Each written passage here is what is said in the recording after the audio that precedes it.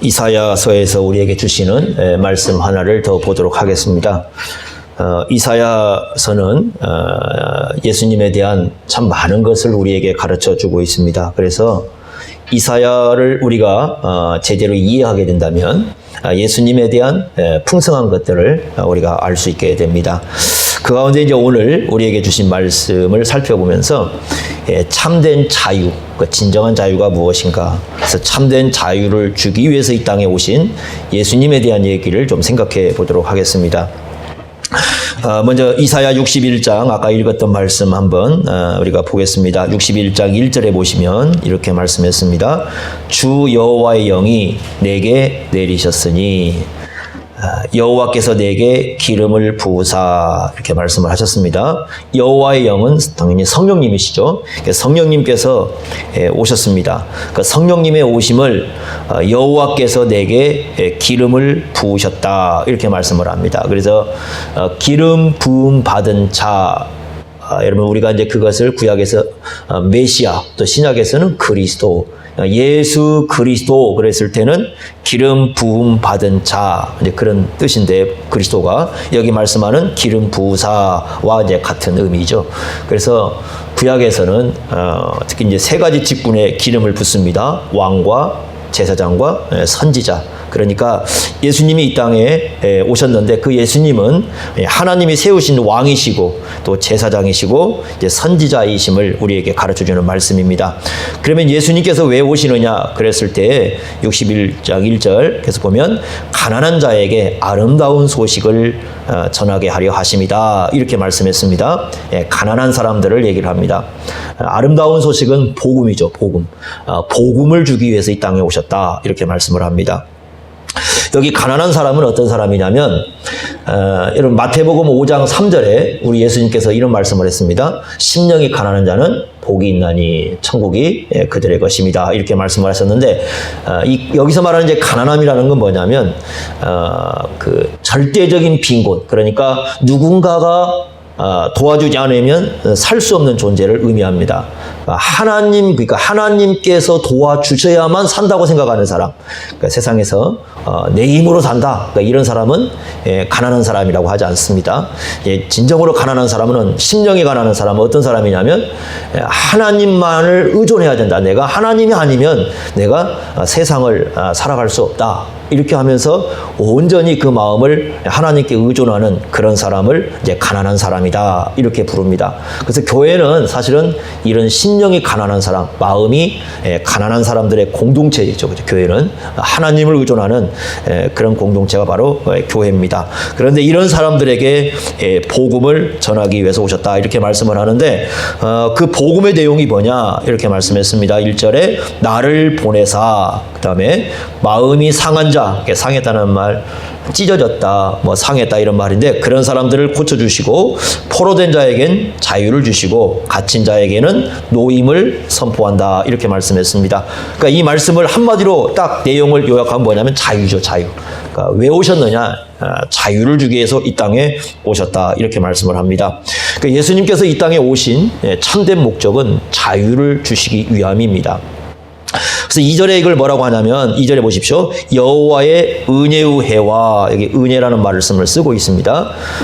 여호와의 은혜의 해는 우리가 구약에서 희년과 연관이 있습니다. 50년 만에 한 번 돌아오는 그 희년과 연관이 된 말인데, 그 희년에는 얘는 빚을 진 사람이 있으면 다 탕감해 줍니다. 빚을 진 사람은 다 탕감해 주고, 그 다음에 이제 종으로 팔려간 사람들에게는 다시 집으로 돌아갈 수 있도록 자유를 주고, 또 이 땅, 이 기업, 집 이런 것도 원래 주인에게로 다 돌아가는, 그야말로 아주 기쁨에 넘치는 해가 바로 이 희년입니다.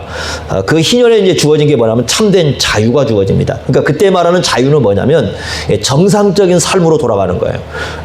지금까지 이제 정상적이지 못했어요. 예를 들면 빚도 지고, 그 다음에 노예가 되고, 그 다음에 땅도 집도 다른 사람에게 다 넘어갔는데, 이제 그것이 다 원래 주인에게 돌아오는 거죠. 그러니까 이제 정상적으로 돌아오는 겁니다. 그러니까 희년의 그 근본 의미는 정상적인 삶으로 돌아오는 겁니다. 그게 희년입니다. 그래서 하나님의 은혜를 말씀해 주시는데 그 1절과 연관을 시키면 이렇게 볼 수가 있습니다. 하나님의 은혜가 뭐냐? 그랬을 때 한마디로 말하면 자유다. 자유를 주는 것이 하나님의 은혜다. 이렇게 말씀을 하죠.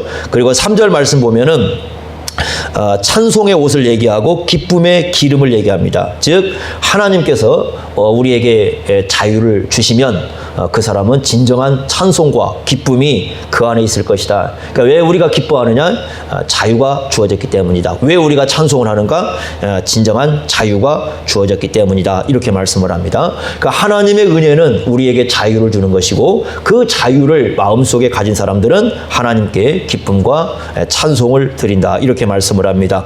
그 다음에 또 하나 진정한 자유인의 삶이 뭐냐를 우리에게 얘기해 주는데 아주 중요한 표현을 하나 쓰고 있습니다. 3절에 이렇게 말씀합니다. 의의 나무 이렇게 썼어요. 의의 나무 곧 여호와께서 심으신 그 영광을 나타낼 자라.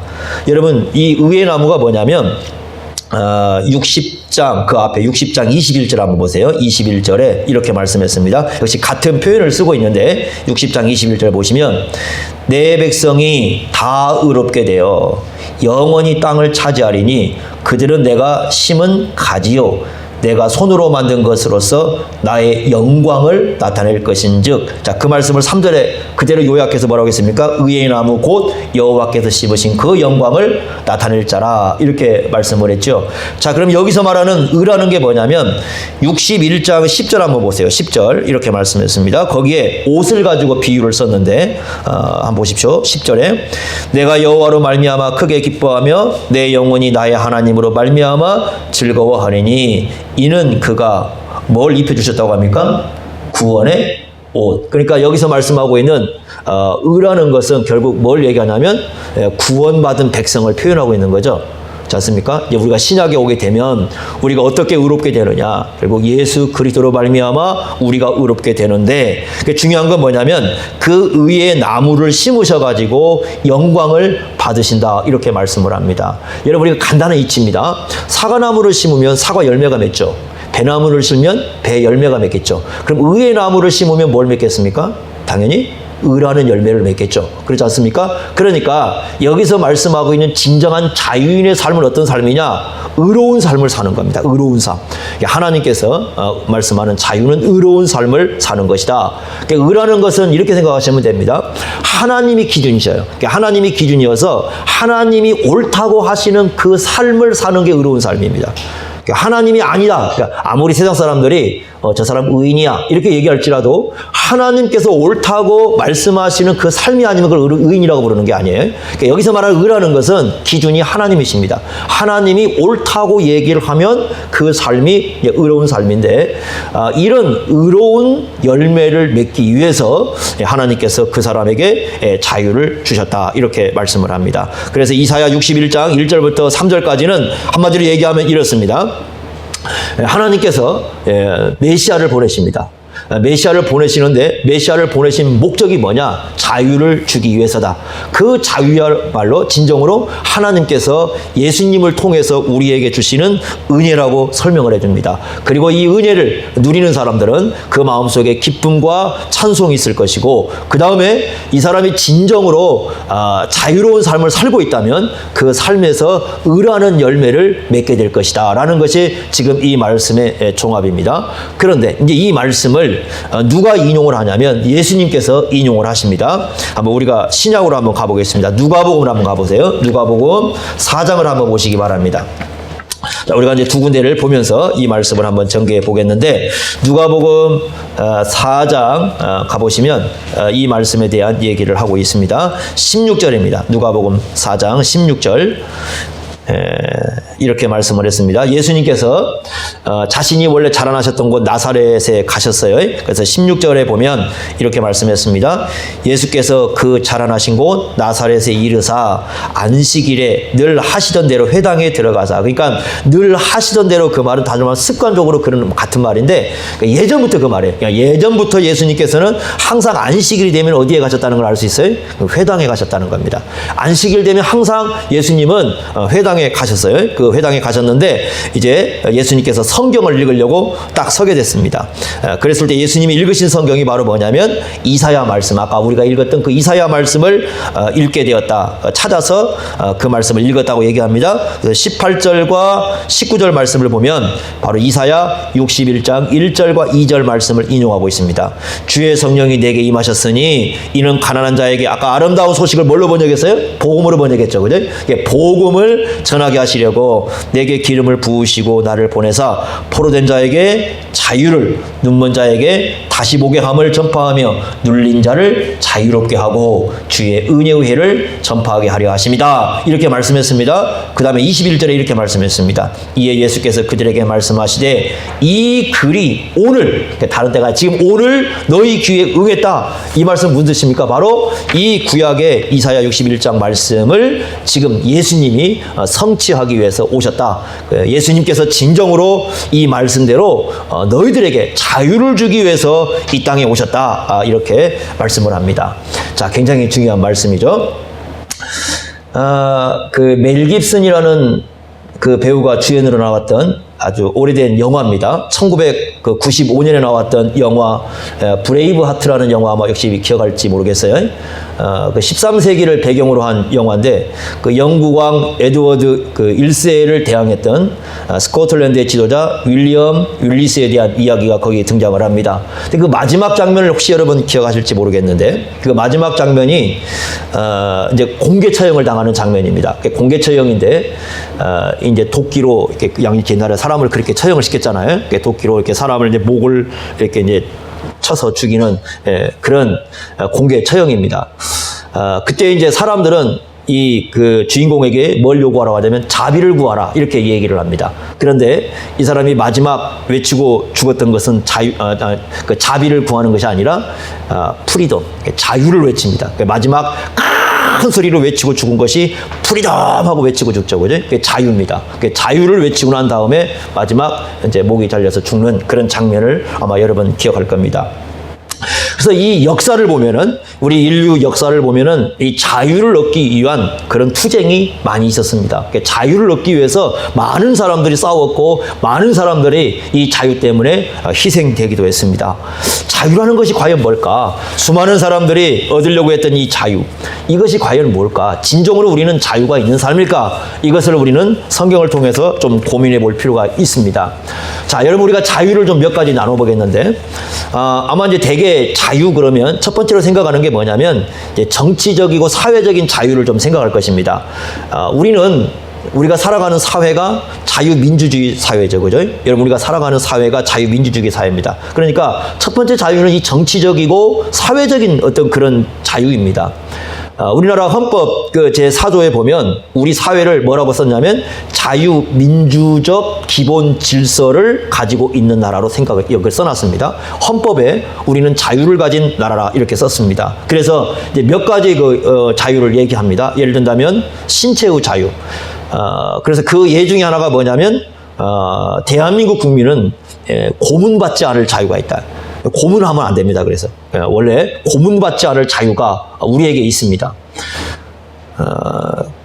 두 번째, 이런 언론과 출판의 자유. 그래서 언론과 출판을 할 수 있는 자유가 있습니다. 종교의 자유, 이런 것도 언급이 되어 있습니다. 그래서 우리 사회를 자유사회, 자유민주주의 사회로 이렇게 얘기를 합니다. 우리가 가지고 있는 사회를 그렇게 표현하는 거죠.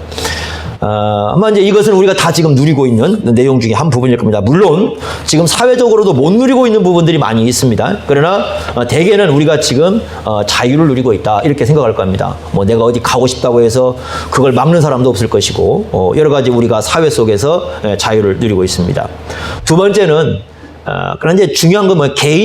내 개인적으로 내가 뭔가를 선택할 수 있는 걸 자유라고 생각을 합니다. 보통 사람들이요. 그래서 부모가 되면서 아이들에게 가장 많이 듣는 소리가 뭐냐면 내 마음대로 하도록 놔두라, 그 얘기죠. 그죠? 내 마음대로 하도록 놔두세요. 이 얘기가 가장 많이 들리는 얘기 중에 하나거든요. 내 마음대로 하고 싶은데 왜 부모가 간섭하십니까? 그런 뜻이죠. 본인이 부모 되면 알겠죠. 그죠? 왜 간섭하는지는. 자녀일 때는 모르는 거죠.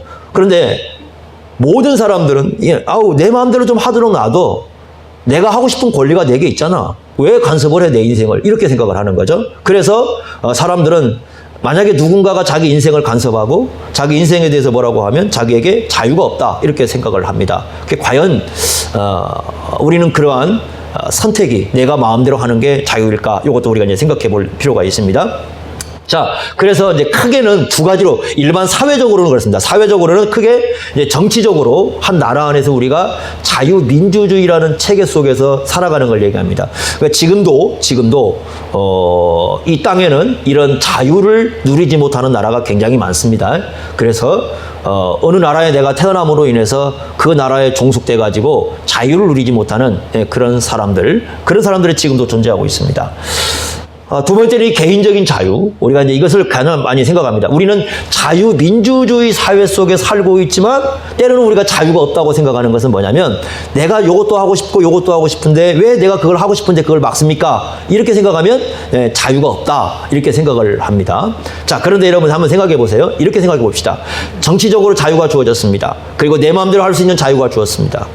그러면 이 사람의 진정한 자유가 있나요?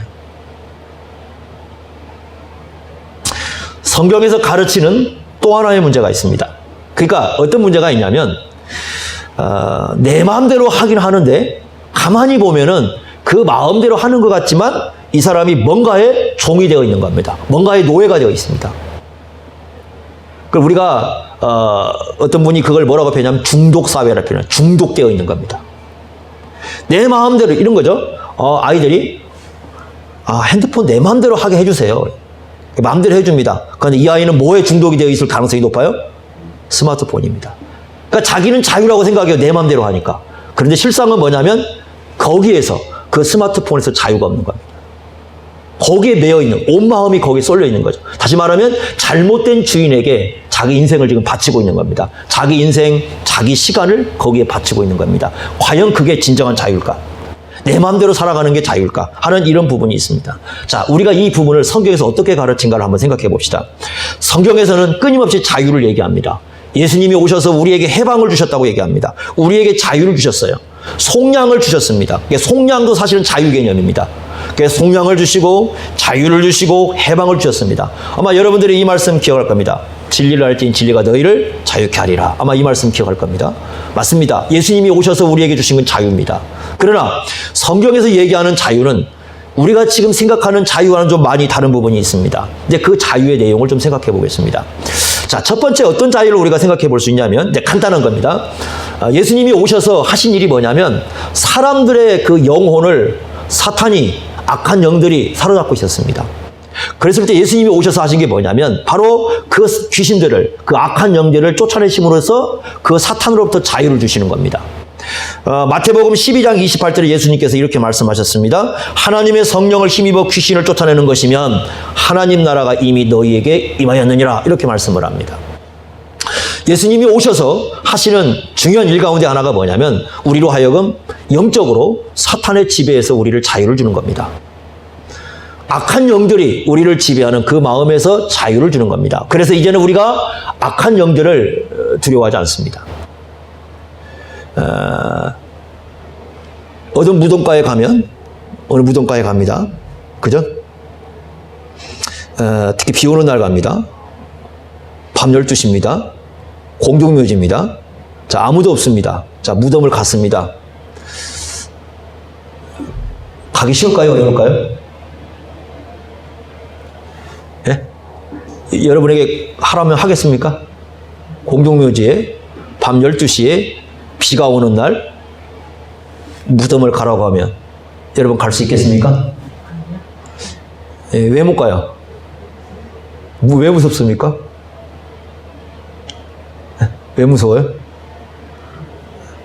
은근히 이런 거 있죠? 그 무덤에 누군가가 안에 들어가 있죠? 몸은 다 썩었어요, 사실은, 그죠? 그런데 뭐라고 생각하냐면 혹시나 그 무덤 속에 있는 사람의 영혼이 그러죠? 아니면 그런 괜히 그것이 그 안에서 뭔가 있을까 싶은 어떤 두려움을 우리 속에 갖게 되죠. 그런데 실제로 여러분 보십시오. 사람이 죽으면 영혼이 무덤가에 머뭅니까? 안 머뭅니까? 머물 일이 없겠죠. 그죠? 몸도 썩어서 아무 해를 끼칠 수 없겠죠. 사실은, 그죠? 우리에게 아무 해 끼칠 일도 없고 그 무덤가에 있는다고 해서 우리에게 뭐라고 하지 않습니다. 그죠? 과연 우리는 이제 이런 부분에 좀 자유로운가를 생각해 봐야 돼요. 그런데 예수님께서 우리에게 오신 자유는 이제 그거 아무것도 아닌 걸 가르쳐 주는 거예요. 그거 아무것도 아니다. 진정으로 우리가 이 세상을 알게 해주는 영적인 세계가 어떤 세계인가를 우리에게 알게 해주셔서 우리가 잘못 얽매여 있는 것으로부터 우리로 하여금 자유를 주시는 겁니다. 거기 얽매이지 않게 하시는 거예요. 이게 참 중요한 자유죠. 자, 좋습니다. 두 번째는 성경에서 가장 많이 얘기해 주는 게 뭐냐면 우리는 다 죄의 노예가 되어 있다. 다 죄의 노예가 되어 있습니다. 나는 자유입니다라고 말하는 사람들도 근본적으로 그 내용에 들어가면 죄악의 노예가 되어 있습니다. 요한복음 8장 32절에 진리를 알지니 진리가 너희를 자유롭게 하리라 말씀했습니다. 그런데 그 말씀을 36절에 이렇게 말씀했습니다. 아들이 너희를 자유롭게 하면 너희가 참으로 자유로우리라. 아들이신 예수님께서 자유를 준다고 말씀했어요. 그런데 여러분 그걸 이제 일반 대학교에서는 그 학문을 하는 것에 써놨습니다. 그래서 뭐라고 써놨냐면 학교 공부, 그 학문이죠. 학교 공부를 열심히 하면 그걸 본인들은 진리라고 생각할지 모르겠지만 학교 공부를 열심히 하면 자기가 자유를 얻는다고 생각을 했습니다. 그런데 실제로 말씀하고 있는 그 내용은 그런 의미가 아닙니다. 뭐라고 말씀했냐면 요한복음 8장 34절에 이렇게 말씀했습니다. 죄를 범하는 자마다 죄의 종이다. 그러니까 진리가 자유롭게 한다는 건 아들이신 예수님이 자유를 준다는 건데 그 아들이신 예수님이 주신 자유는 어디에서 자유냐면 죄의 종에서 자유입니다. 죄는 두 가지가 있습니다. 하나는 죄책의 문제가 있습니다. 즉 죄를 짓는 사람들은 모두가 다 하나님의 형벌을 받아야 됩니다. 우리가 왜 사람이 죽느냐? 죄 때문에 죽습니다. 그럼 죽고 나면 끝이냐? 그렇지 않습니다. 죽고 나서도 영원한 형벌이 존재합니다. 사람이 죽을 뿐만 아니라 죽고 난 이후에도 영원한 형벌이 존재합니다. 이게 죄가 우리에게 가져다주는 비참한 내용들이에요. 살면서도 죄 짓고 살아갑니다. 우리가 살면서 끊임없이 마음속에 죄 짓습니다. 누군가를 시기하고 누군가를 미워하고 때로 우리 마음속에 분노가 있고 수많은 우리 마음속에 사람들은 죄를 짓고 살아갑니다. 우리의 말로 누군가를 상처 주고 우리의 말을 거짓말하고 우리는 입으로 수없이 죄를 짓고 살아갑니다. 삶으로 죄를 짓습니다. 살아가면서 우리가 많은 죄를 짓습니다. 그런데 이 모든 죄에 대한 결과가 있습니다.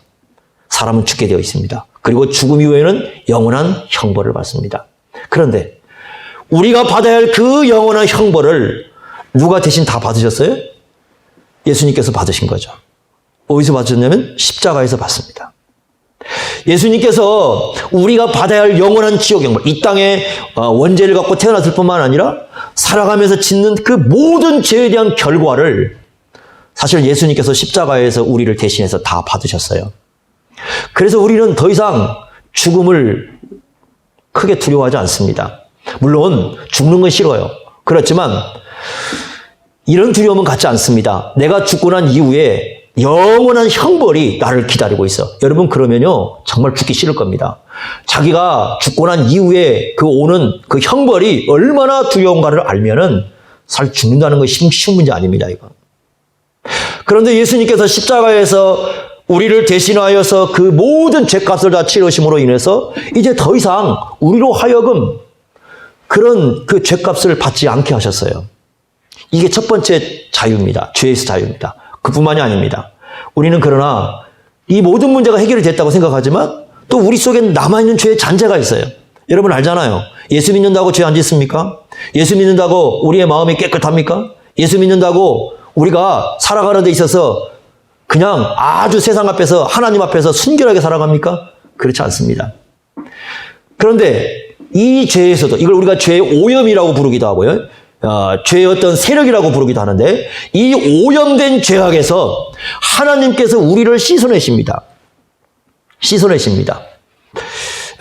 어떻게 씻어내느냐?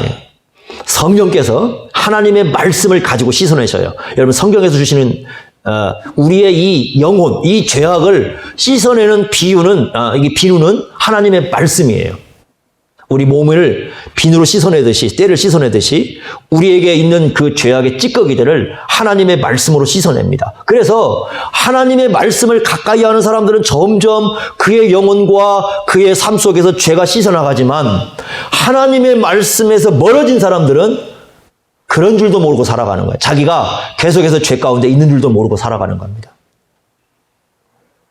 이것이 성경에서 우리에게 가르쳐주는 거예요. 그래서 죄책에서 우리를 자유를 줄 뿐만 아니라 점점 살아가면서 우리 일평생을 통해서 하나님의 말씀을 가지고 우리의 죄악을 하나씩 하나씩 주님께서 씻어내십니다.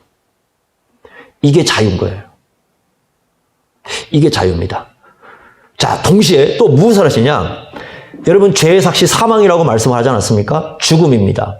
자, 모든 사람들은 그냥 죄값을 치르고 그렇게 된다면 참 비참한 죽음으로 무덤 속에 있다 끝날 것입니다. 그런데 우리에게 또 하나의 소망을 주신 건 뭐냐면 우리 몸이 그대로 있지 않는다는 거예요. 무덤 속에 그대로 그냥 영원히 썩어서 없어지는 게 아니라는 거죠. 다시 우리에게 소망을 주시는 것은 부활입니다. 그래서 우리 몸도 그 죽음에서 자유를 주신다는 겁니다. 그래서 앞으로 장차 우리의 몸이 예수님이 부활한 것처럼 부활해서 예수님이 다시 오시는 날 우리가 부활한 몸을 가지고 예수님과 함께 살아가는 그러한 삶이 우리 가운데 이루어진다는 거예요. 그것이 바로 죽음으로부터의 자유입니다. 그래서 예수님께서는 우리에게 이 죽음으로부터에서도 자유를 주시는 겁니다. 굉장히 중요한 거죠. 그러나 예수를 안 믿는 모든 사람들은 이 두 가지에서 자유할 수가 없습니다. 첫째는 죄에서 자유할 수가 없습니다. 여러분, 예수 믿지 않는 사람들 죽을 때, 또 예수 믿는 사람 죽을 때 큰 차이가 뭐라고 했습니까? 예수 믿거든 예수 믿지 않든 모두가 다 영혼과 몸이 분리됩니다. 그리고 예수 믿든 안 믿든 모두가 다 몸이 흙으로 들어갑니다. 그런데 다른 점이 뭐냐? 예수를 안 믿는 사람들은 죄를 가지고 갑니다. 해결할 길이 없어 죄를 가지고 가요. 그러나 예수 믿는 사람들은 뭘 안 가져가요? 죄를 안 가져갑니다. 왜요? 이 죄값을 누가 다 치렀어요? 우리 예수님이 다 치른 거잖아요. 그렇기 때문에 예수 믿고 죽는 사람들은 죄를 안 가지고 가요. 그 말은 무슨 뜻이냐면 더 이상 죄값을 치르지를 않는다는 겁니다. 그런데 안 믿는 사람들은 어떻게 해야 되느냐? 자기 죄값을 자기가 다 치러야 됩니다. 자기 죄값을 자기가 다 치러야 돼요. 끝나는 게 아니에요. 여러분, 이 세상에서 엄청난 죄를 짓고 죽은 사람 이럴 수 있어요. 내가 죽으면 끝나. 안 끝납니다. 절대 안 끝납니다. 죽는다고 해서 죄 짓는 게 끝나는 게 아니고 오히려 이 땅에서 예를 든다면 이 땅에서 내가 죄를 엄청 졌는데 아무 형벌을 받지 않고 죽을 수 있어요. 그러나 하나님의 심판은 피할 수 없어요. 이게 인생이 걸어가는 길이에요. 예수님께서 오신 건 바로 뭐냐면 이 죄에서 우리에게 자유를 주시기 위한 겁니다. 그래서 예수를 믿는 사람들에게는 이 죄에서 자유를 주어서 이제 더 이상 이 죄값으로 인하여서 우리가 공포감을 느끼지 않고 살아갈 수 있는 그런 은혜를 우리에게 주신 겁니다. 참 굉장히 중요한 부분이죠. 자, 그 다음에 또 예수님께서 말씀하시는 자유가 있습니다. 그게 뭐냐면 이런 겁니다. 이제 그 마틴 루터가 강조했던 것인데, 많은 사람들이 율법에 의해서 고민을 하기 시작을 합니다. 내가 하나님 말씀을 보니까, 하나님 율법을 보니까, 하나님 율법대로 내가 못 살았어. 그죠? 그러니까, 내가 하나님 율법대로 못 살았으니까, 내가 나중에 이 형벌을 다 받는 거 아니야? 그렇게 생각합니다. 그래서 이제 어떻게 하시느냐? 그게 아니라는 거죠. 여러분, 이게 갈라디아서에 나온 말씀입니다. 갈라디아서에서 뭐라고 말씀하시냐면 예수 그리스도의 옷을 너희에게 입혀주셨다 이렇게 말씀을 합니다. 그죠? 예수님의 옷을 너희에게 입혀주셨다. 그런데 그 예수님의 옷은 어떤 옷이라고 얘기합니까? 의의 옷이라는 거예요. 우리로 하여금 그걸 칭이라고 부르는데 의의 옷을 입혀주셔서 더 이상 우리가 율법을 지켜서 구원을 받네 안 받네 그런 얘기를 하지 않도록 하신 거예요. 그래서 여러분, 우리의 구원은요, 율법을 지키냐 안 지키냐로 결정되는 게 아니라 예수를 믿느냐 안 믿느냐로 결정이 되는 거예요. 여러분의 이 지금 코로나가 오니까 종말에 대한 이상한 얘기를 하는 사람들이 굉장히 많이 나옵니다.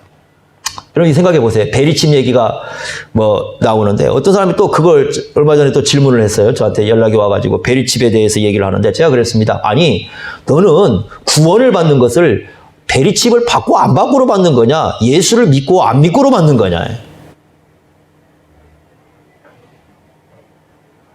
아니, 구원은 예수를 믿고 안 믿고로 결정을 하는 거지. 도대체 그게 뭔 관계가 있다고 너희들은 자꾸 거기에 휘말려 가느냐?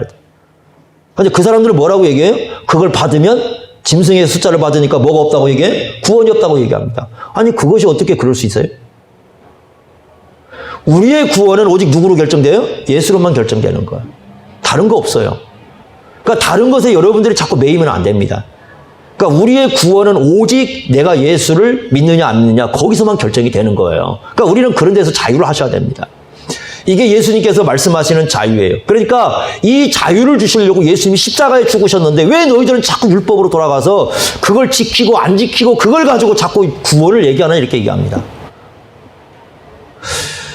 우리에게 정말 중요한 건 예수님을 우리의 구원자로 믿고 예수님께 우리의 구원의 모든 걸 맡기느냐 안 맡기느냐예요. 여기서 결정이 되는 겁니다. 그러니까 여러분들도 마찬가지인데 다른 걸로 여러분 결정하지 마십시오. 여러분들이 예수님을 믿었다면 여러분들은 정말 자유인입니다. 자유인이에요. 율법을 지키고 안 지키로 여러분의 구원이 결정이 되는 게 아니에요. 그거 가지고 얘기하시면 안 됩니다.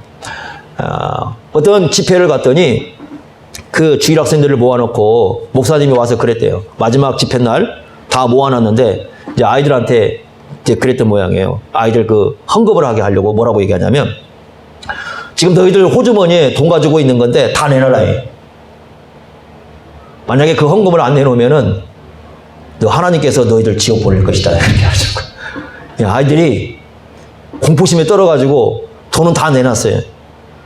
나중에 거기 왔던 아이들 중에서 일부가 교회를 떠나버렸답니다. 여러분 헌금이 구원 결정하지 않습니다. 이해가 되세요? 구원은 그걸로 결정하지 않아요. 오직 우리의 구원은 누가 결정해요? 예수님이 결정해요. 여러분 우리가 이거 분명히 하셔야 됩니다. 그런 것에 여러분 우리가 휩쓸려 다니면 안 됩니다. 자, 그 다음에 우리 헌법에서 가르쳐주는 아주 중요한 부분이 있습니다. 이 부분도 우리가 상당히 중요한 부분인데 그게 바로 뭐냐면 우리 이제 교회 헌법이 있습니다. 교회 헌법, 대한예수교 장로회지 않습니까? 대한예수교 장로회 헌법에 그 원리가 나오는데 그 8개조 중에 제 1조가 뭐냐면 양심 자유입니다. 양심 자유. 양심 자유는 어떤 의미를 갖는 이런 겁니다. 만약에 우리의 신앙과 예배에 대해서 성경에 위반되거나 과분한 교훈과 명령을 받지 않게 하셨나니 이렇게 말씀했어요. 그러니까 이런 겁니다. 만약에 우리가 이 양심은 성경을 따르는 양심이에요. 성경을 살펴봤더니 교회에서 가르치고 있는 것이 성경에 맞지 않아요. 그러면 어떤 게 우리가 거부할 권리가 있어요. 그게 자유입니다. 분명히 하셔야 됩니다. 그러니까 성경을 분명히 근거로 하셔야 됩니다. 그러니까 성경에 비추어 봤는데 그게 아닌 거야. 그러면 뭐라고 할 수 있다고요? 아니오라고 할 수 있다는. 그게 우리의 자유입니다. 양심의 자유라는 그게 양심의 자유. 자, 여러분 중세 당시에 면죄부라는 게 있었어요. 면죄부, 그죠? 면죄부는 어떤 얘기입니까? 하나님 앞에 돈을 드리면 구원도 받고 은혜도 받고, 그게 이제 면죄부거든요. 그래서 돈으로 결정하는 겁니다. 그게 중세 당시에 돈으로서 문제가 되었던 건 크게 두 가지입니다. 하나는 무슨 문제냐면 구원의 문제입니다. 은혜의 문제입니다. 구원과 은혜를 돈을 들이면 할 수 있다는 요거 첫 번째 문제고요. 두 번째 문제는 직분의 문제입니다. 돈 주고 사는 겁니다. 돈 주고 사는 거예요. 그래서 성직 매매라는 게 이루어집니다. 지금도 교회 안에 그런 거 있습니다. 돈 주고 사는 듯이 직분을 갖습니다. 성직 매매입니다. 돈 주고 은혜를 받으려고 하면 문제가 심각합니다. 성경적이지 않습니다. 그러면 어떻게 할 수 있느냐 우리가. 만약에 돈을 내어야 은혜를 받고 구원을 받을 수 있다가 우리는 아니오 할 수 있는 권리가 있습니다. 우리에게. 만약에 성직 매매를 한다고 한다면 돈 주고 직분을 얘기한다고 한다면 아니오라고 얘기할 수 있습니다. 나 그거 안 받겠습니다 라고 할 수 있어요.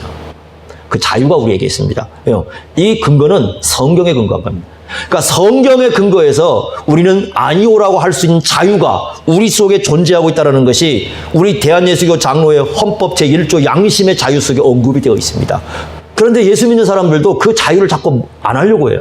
우리가 그거 분명히 하셔야 됩니다. 그러니까 저와 여러분들은 진정한 자유는 성경을 따라갈 때 오는 겁니다.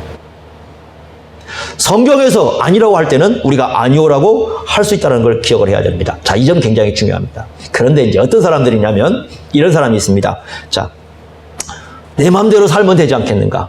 예, 아까 자유라고 했으니까 예수님이 이제 자유를 줬으니까 그러면 교회에서도 내 마음대로 살면 되지 않겠습니까? 라고 얘기하는 사람들이 있어요. 그랬을 때 성경은 세 가지 면에서 얘기를 해줍니다. 자유는 주어졌지만 진정한 자유인의 삶이 뭔가는 생각을 해야 된다는 겁니다. 그럼 진정한 자유인의 삶이 뭐냐라고 했을 때 세 가지를 해요. 첫째는 뭐냐면 칼빈 선생님이 우리에게 가르쳐주는 건데 이런 사람은 안 되는 겁니다. 예를 들면 나의 자유니까 근데 나야 죄에서 예수님이 다 해결했으니까 나 죄 지어도 상관없겠네 이렇게 생각하면 안 된다는 거예요. 그러니까 죄에서 우리가 자유를 얻었기 때문에 죄로 돌아가면 죄의 노예가 되는 거죠. 그렇게 하면 안 된다는 거예요. 그죠? 그 첫 번째 자유는 뭐냐면 하나님의 말씀대로 하나님 말씀대로 살아가는 게 자유예요. 우리에게 진정한 자유는 거기서 오는 거예요. 하나님 말씀대로 살아가는 거예요. 그리고 하나님 말씀대로 살아갔을 때 아까 얘기한 것처럼 성경에 위반되는 것 앞에서는 아니오라고 할 수 있는 권리가 우리 속에 있습니다. 그러니까 우리가 진정으로 자유인의 삶을 사는 것은 하나님 말씀대로 살아갈 때 우리에게 온다는 거예요. 두 번째는 뭐냐?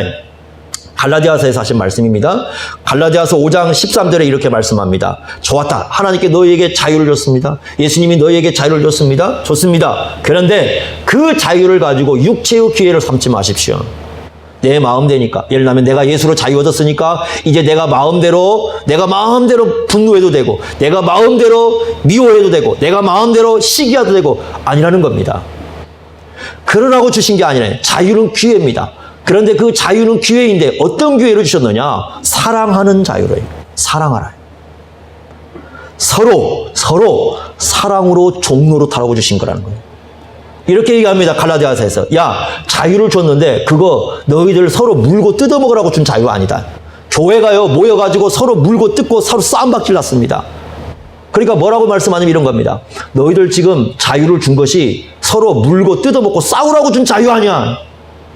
그건 자유가 아니야. 그건 종이 되는 거야, 오히려. 진정한 자유는 사랑의 자유야. 사랑할 수 있는 자유. 내가 누군가를 사랑하고 예수님의 사랑을 갖고 누군가를 내가 실천해서 섬김을 살 수 있는 그 자유를 우리에게 주신 거지. 그게 진정한 자유인의 삶이지 물고 뜯어먹고 그건 자유인의 삶이 아니야. 이렇게 성경에는 우리에게 가르쳐 줍니다. 이런 면에서 우리 한국교회는 반성 많이 해야 됩니다.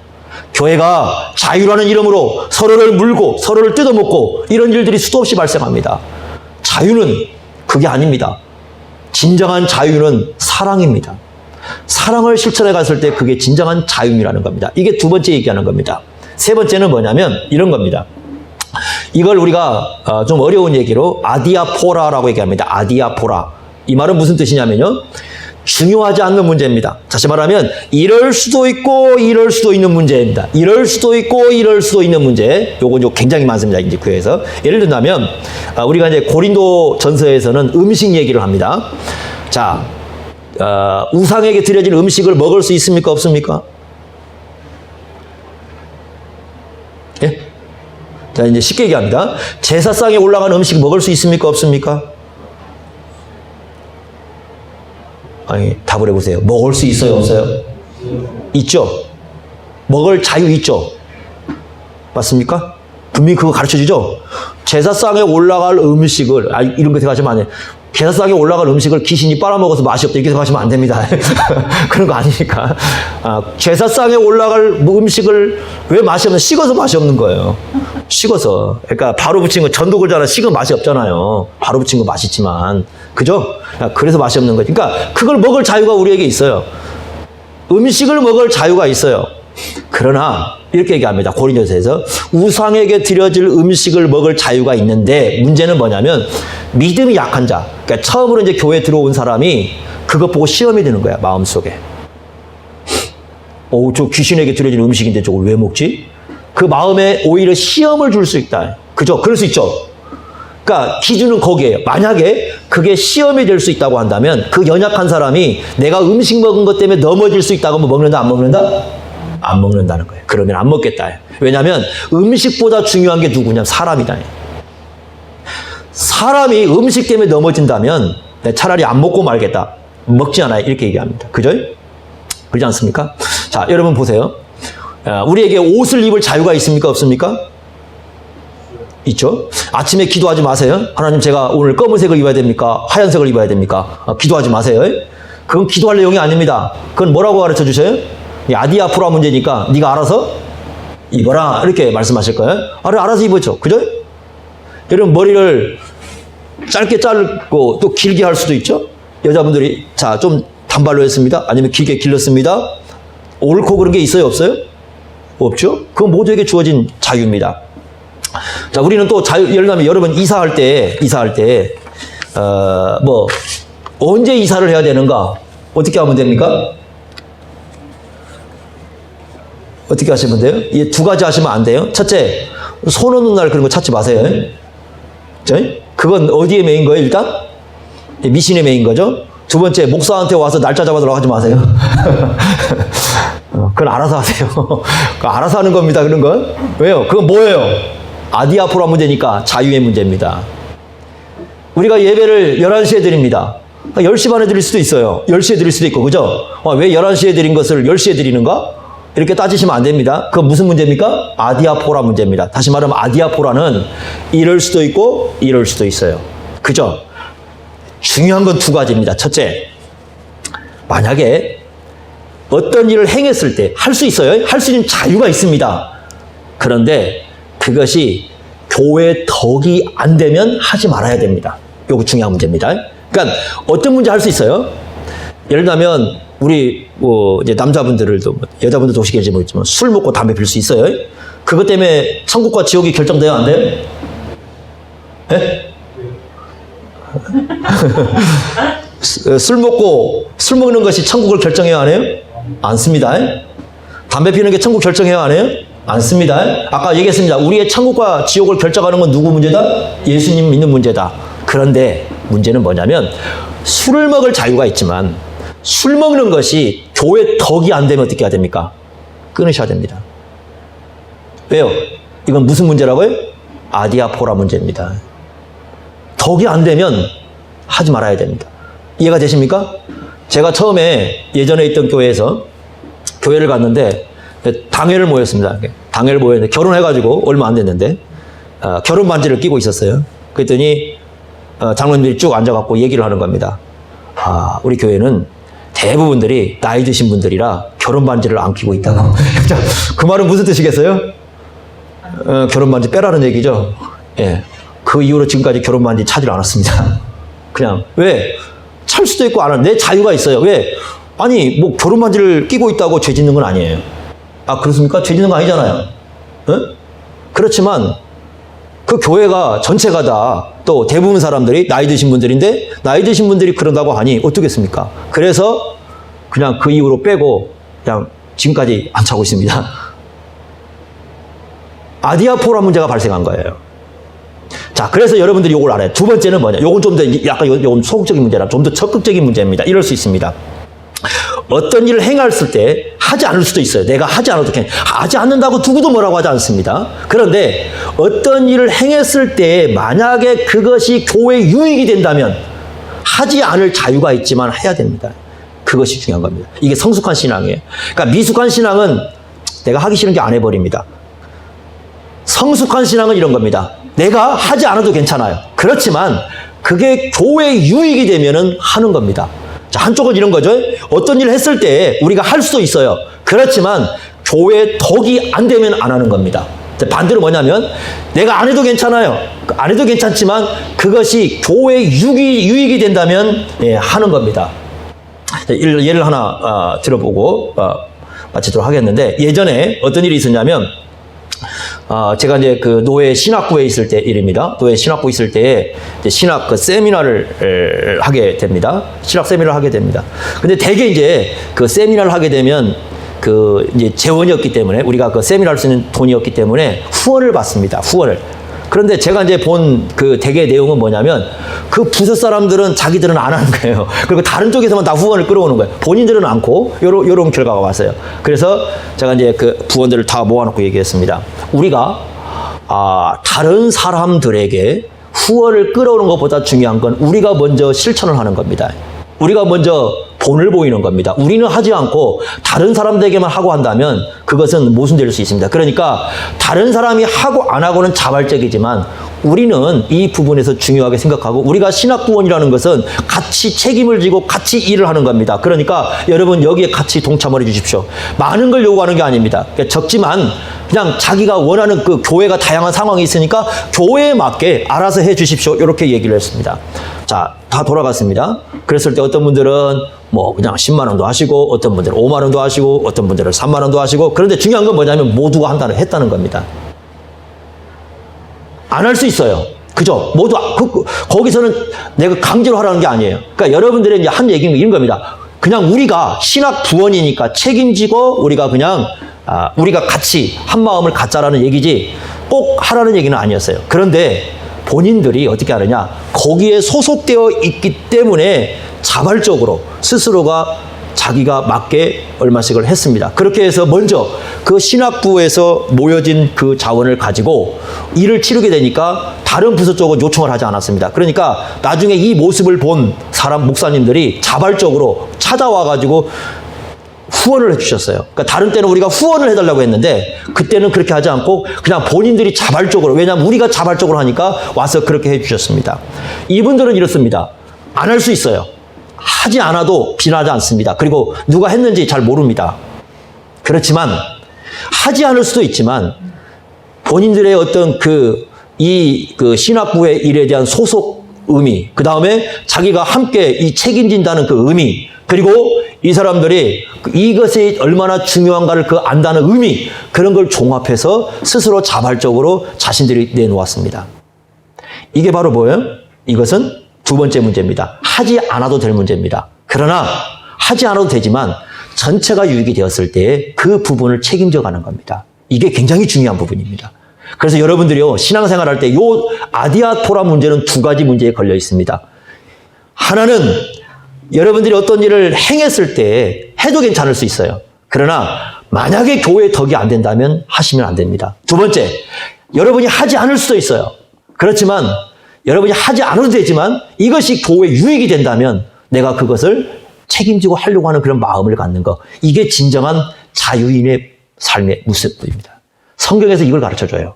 그래서 우리는 자유인입니다. 예수 믿는 사람 여러분 다 자유인입니다. 자, 죄에서 자유 얻었습니다. 이제는 사탄에서 우리가 자유를 얻었습니다. 사망에서 자유를 얻었습니다. 그죠? 그리고 율법을 지키고 율법의 저주에서 우리는 자유를 얻었습니다. 자, 이런 부분에서 우리는 다 자유인입니다. 동시에 이제 우리는 자유인의 삶을 살아야 되는데 자유인의 삶은 세 가지입니다. 첫째는 하나님의 말씀에 자발적 순종. 두 번째는 사랑의 삶.